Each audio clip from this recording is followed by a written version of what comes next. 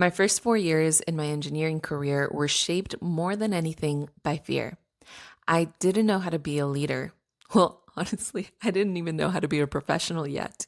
So, in this video and in the series that follows, I want to go step by step through the process that I went through to go from being an entry level engineer to leading complex teams and multi-million dollar projects. I'll go through the salaries, the promotions, the strategies, and all the painful growth that truly transformed not only my career, but my life. Because my career literally transformed my life. It took me out of poverty. It allowed me to buy a home before I was 30 in one of the most expensive areas in California. And not just that, it pulled me out of that victim mindset. And that mindset that somehow I either didn't belong or I didn't deserve to be in this world. Because unfortunately, that's what my upbringing, which was riddled with trauma and essentially living through the survival mode, had taught me.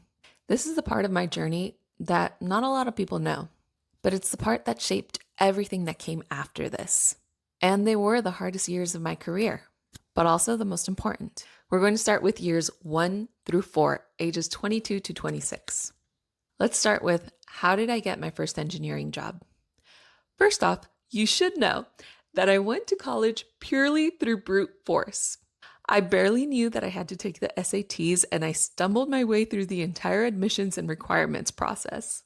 Because all I knew at 18 was that I needed to go to college. It was the only avenue that I saw that would not only make my immigrant parents proud, but it would also give me the career that would help us all grow, not just financially, but in the way that we saw the world, in the way that we moved through the world. Because up to then, we essentially did not take up any space in the world, and we made ourselves very small so that we wouldn't be noticed. So my career didn't just help me out of poverty. It helped me feel comfortable in spaces that I never saw myself in. So I got into the engineering school as an undergrad, went into civil engineering and specialized in structural engineering. Then after that, I went ahead and got my master's in engineering and project management. Getting through those years in college is a whole story on its own. So we're going to skip them. Let's start a few years before finishing my master's program. I knew that I needed to get a job. So I started applying to every single entry-level position as an engineer that I could find. It didn't matter where, in-state, out-of-state, public, private. If there was a position open, I was applying for it. And I prepped so much for those interviews. I prepped so many answers, including, yes, I've always been passionate about public service, or, oh, I love your company. I've been tracking it and I'm so passionate about the project A, B, and C. But really, I just needed a job because I had $40 to my name and I had a $12,000 private student loan because back then DACA recipients didn't receive any financial aid. And I knew I wanted to be an engineer, something that had to do with building bridges and something in transportation. So after applying to probably 20 to 30 places, I ended up with 5 interviews. One with a public city in their engineering department, another in a material engineering firm, a third one in a small civil engineering, I think it was a residential and urban design in Chicago. The fourth one was a construction management firm that obviously focused very heavily on the construction side. And then the fifth one was an international engineering consulting firm that my law professor from my master's degree actually ended up submitting my resume without telling me. And I got offers from 4 out of 5 of them, with salaries ranging from about $48K to $68K, a $20K difference between the lowest and the highest. I ended up taking an offer somewhere in the middle with the international engineering consulting firm, because even then I knew that that was where I was going to find the most career growth opportunity. Public agencies I knew would pay a lot up front because they can't really do bigger raises later on. The construction management firm, even though that one would have been a lot of fun, would have kept me hyper-local and very focused on one specific technical discipline. And I didn't want to be stuck on one technical corner for the rest of my life. Growing up with my very tough, very Mexican father, who was a general contractor, did teach me a lot of things, apart from many survival skills. He was very entrepreneurial and therefore had really great people and leadership skills, which also made him very high level. He would hire and delegate a lot, obviously being a general contractor. So that taught me very early on what leadership looked like. Even though I knew absolutely nothing about the corporate world, I knew that I wanted to end up in leadership, working very big, complex projects, multidisciplinary projects, but at a high level kind of understanding. That much I knew. So I chose the international firm. Okay, next, my early career strategy.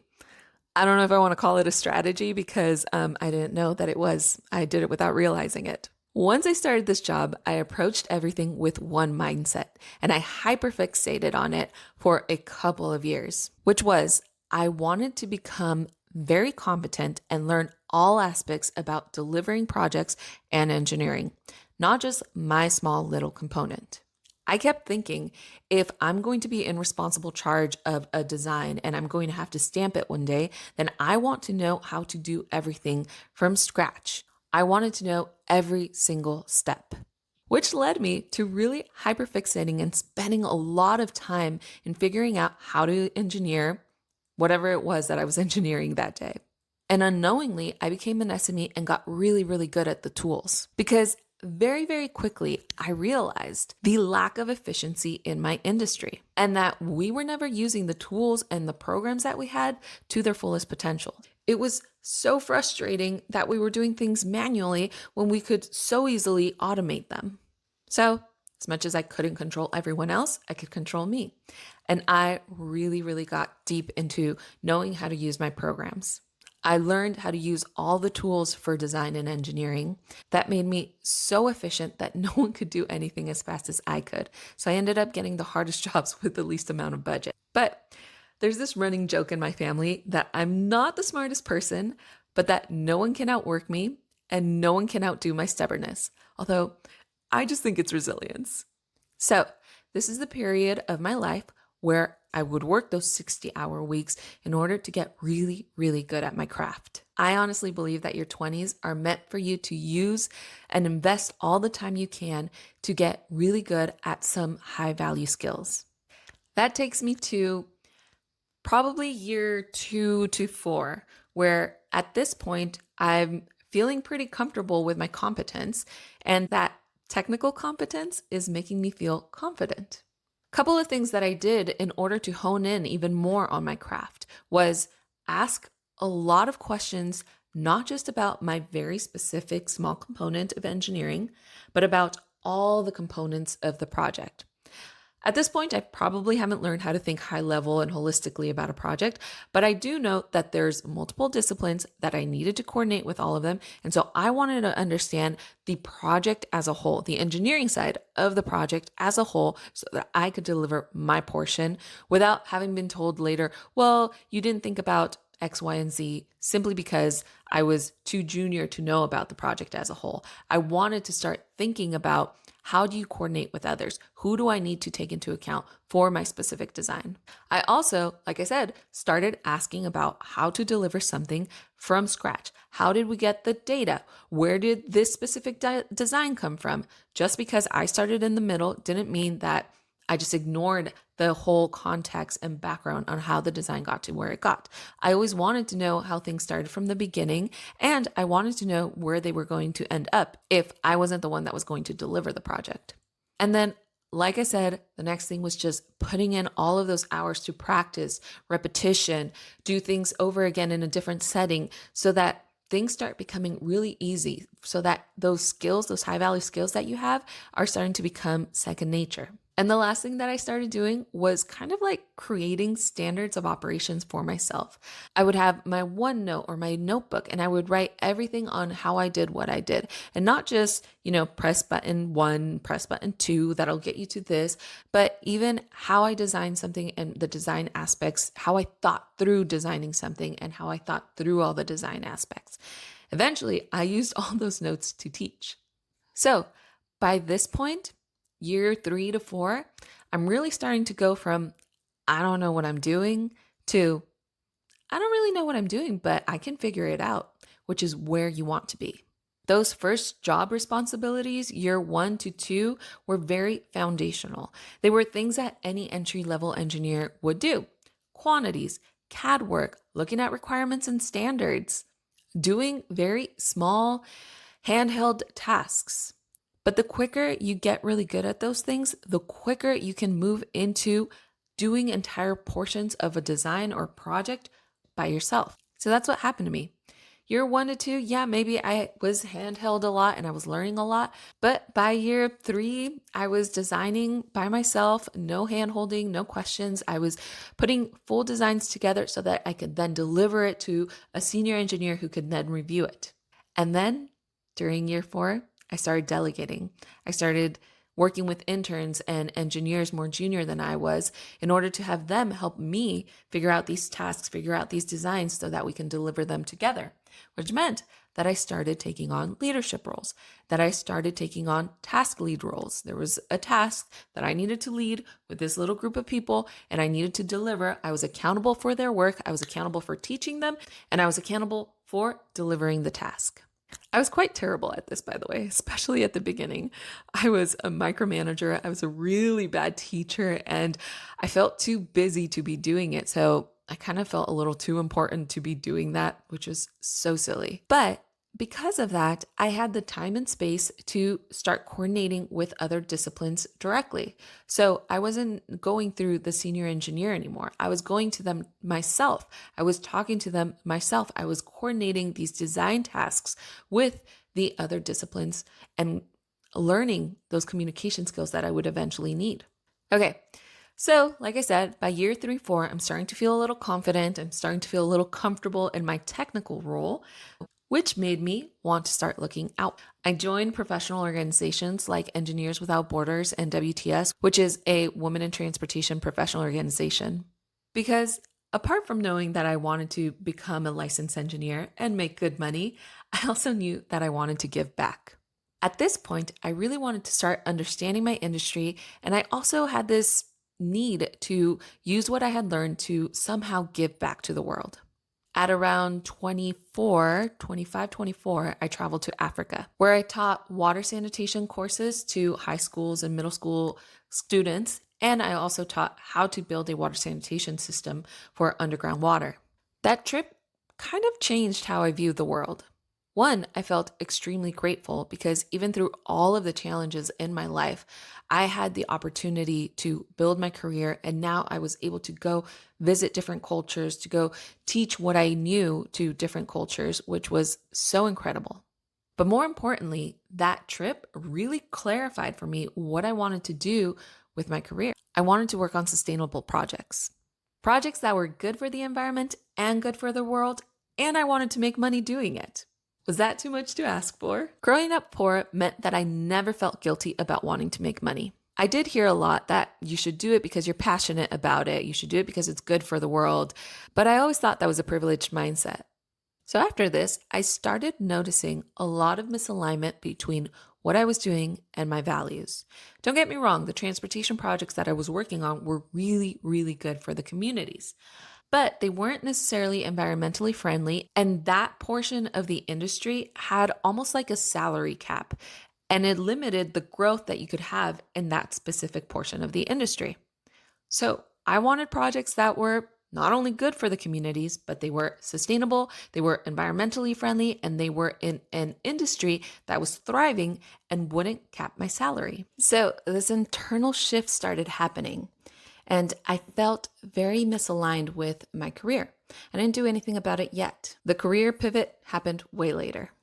So at this point, I'm feeling very competent in my technical abilities. I'm starting to feel very comfortable and confident in my work as a task lead, delegating and delivering full portions of a project. At this stage, I'm also studying for the PE, or the professional engineer's license, that was required in order to become a full-blown engineer. I believe it was when I turned 24 that I took the PE exam for the first time and I failed it. That was the end of year 4. Now I want to talk about the things that I struggled with a lot during these 4 years, centered around the key skills that I think are required in order to be a good leader: communication emotional intelligence, high level strategic thinking, executive presence, and technical competence. Let's start with my communication style. 1 to 4. I had a terrible way of communicating.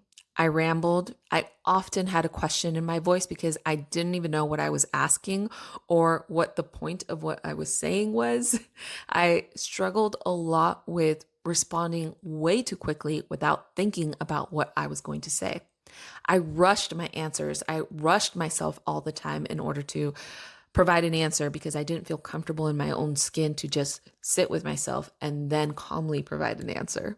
Fortunately, though, because of all the work that I was doing, I very quickly knew what I was talking about 80% of the time, but still, my communication style was not good. I would say I had no communication style, if anything. I also struggled a lot with coordinating with people, with delegating and providing direction, and with knowing when to say less versus when to provide more detail. Next, emotional intelligence. So I've actually always been able to read people's emotion very well. I've always been able to kind of figure out when someone's struggling or feeling nervous, probably a remnant from how I was brought up again. But in terms of myself, there was a very big lack of emotional intelligence. I was really bad at receiving critical feedback. I'd become extremely defensive, especially when, a small mistake was found on something that I had worked on all night. And probably because of the lack of sleep, I had a really hard time figuring out how to not get triggered and not be defensive when it came to critical feedback. I also had a really hard time working with others. I could be condescending because I would get frustrated that they couldn't understand something as quickly as I do or couldn't keep up with what I was trying to teach them. I was very quick to anger and even quicker to shame because as much as I was very defensive about the critical feedback, any amount of mistake or error from my part that someone pointed out made me feel a lot of extreme shame. Not just that way, but if I felt like I wasn't working hard enough or I didn't put in enough hours, then I felt a lot of personal shame. Any sort of change in a project or in direction or any kind of change in at work really threw me for a loop. I could not be adaptable. I struggled with those changes and I would get really angry and frustrated with changes instead of seeing it as something that's inevitable. Projects change, requirements change, clients change their mind. That's just what happens. And I lacked a lot of self awareness. I was a very immature young engineer figuring out her own life, coming out of the survival mode, and that just translated into my professional world. Next up, high level strategic thinking. Like I said, I was really good at figuring out the engineering portions and all the people that I needed to work with in order to get the engineering portion done and the whole design done. However, I had no idea about project schedules, project budgets, who the client was, who the stakeholder was, where sometimes I wouldn't even know where the project was. Okay, that's a little bit of an exaggeration, but I had no high level thinking of what I was doing at my job. I just saw an alignment, saw a location, and saw something that I needed to design, which led to a lot of lack of empathy and compassion for what was going on with other projects and what was going on with the other disciplines and what everyone was doing. Apart from that, I thought that everything had to be done one very specific way. And once I got good at my job or once I started feeling competent, I thought that everything had to be done my way because my way was the most efficient and the most correct way to do it, which obviously is not true. We know that if you empower anyone to do anything, they will probably do it in a slightly different manner than you will, but that doesn't mean that it's wrong. Let's get into executive presence. I had zero executive presence. I mean, I was running around the office as this 20-year-old going to the printer. I was sitting at my desk, like on top of my desk, modeling like this, like a gremlin, which was not good for my posture. I was fidgeting. I struggled a lot with not playing around. Even at staff meetings, I overshared a lot. And somehow I got away with it, mainly because I was a very happy person who liked to work with others. But if I was going to take my career to become what I wanted it to be, I needed to develop executive presence. I was very stubborn about this though. I thought that being authentic and being genuine was more important than developing executive presence, and that executive presence was a very fake thing. One last thing, and I don't know if this falls under this umbrella, but I struggled a lot with seeing those in higher positions as above me in life and value. And that was something that I struggled a lot to learn not to feel that way, to find my own value, and to see everyone as just people. Last one, technical competence. I've talked about a lot already, but whatever industry you're in, whatever role you're in, you don't have to be an engineer. You have to have a little bit of that technical competence, a little bit of an understanding of the industry, of the work that you're doing. So, through all of these struggles, I eventually understood that the woman that I was creating wasn't going to have that dream career that I wanted, or that dream life that I wanted, or getting even more personal, be the wife that I wanted to be the mother that I wanted to be. So I needed to make a lot of shifts that came in the following years. I want to touch on the big moves during years 1 to 4 that I think made the biggest impact on moving my career forward. Again, that learning of my tools, which brought up a lot of efficiency, which made me really fast at my job, wasn't just to produce, right? It wasn't just to deliver. It also helped me gain a lot of my time back that I could then concentrate on higher level strategic thinking, which led me to thinking about projects as a whole, thinking about the industry as a whole. And those two things really helped me move my career forward because they took me out of just technical engineer mode. The next thing that helped me a lot was developing this very strong network of senior engineers, project managers, and mentors that would really open up doors to very complex projects and projects that I wanted to work on. And the reason that these mentors and these project managers wanted to work with me was because I had developed a very strong professional brand, which is something that I don't talk about a lot. Your professional brand or your professional reputation is how you're known in your industry. I was known for being very efficient, being very good at delivering very quickly. So they knew that they could rely on me on any type of project, especially those hard projects. And one of the reasons that you want to develop this professional brand and that you want to develop this network around yourself is because you want to be proactive about directing your career. I learned that if you don't create your own direction, someone else will hand you theirs. So I think these couple of things that I did were really the lever that pushed my career forward. Let's talk about salary because I know everyone's interested in the salary portion. Like I said, I started somewhere in the middle. Somewhere around $50,000 to $55,000 was my first real big girl salary. And by the end of year 4, I was at about $70,000 to $75,000. I did zero negotiating in these 4 years, mainly because I thought that I was just lucky to have a job, honestly. But I was obviously taken very well care of because I was being given good raises yearly. And that got me to that 70 to 75K salary by the end of year 4. By the end of year 4, I was already given a project manager role. It was more of an admin project manager role because the project was already done. And at that point, I was just trying to close it out, get final invoices done, things like that, which yes, it's part of the project management role, but it didn't feel like the first real project management role that I had. However, it was nice to know that I was starting to get trusted enough to do these smaller project management tasks. And by the end of year 4, I'm 26 at this point. I'm delivering entire portions of projects, and I'm just thriving in my engineering task lead kind of career. That's year 1 through 4, the foundation of everything that came after. In the next portion of this series, we'll talk about year 4 to 6 and my little adventures in New York City, my career pivots, and that really big jump in responsibility that happened in the next 2 years. I hope you enjoyed this video, and I'll see you in the next one. Bye, everyone.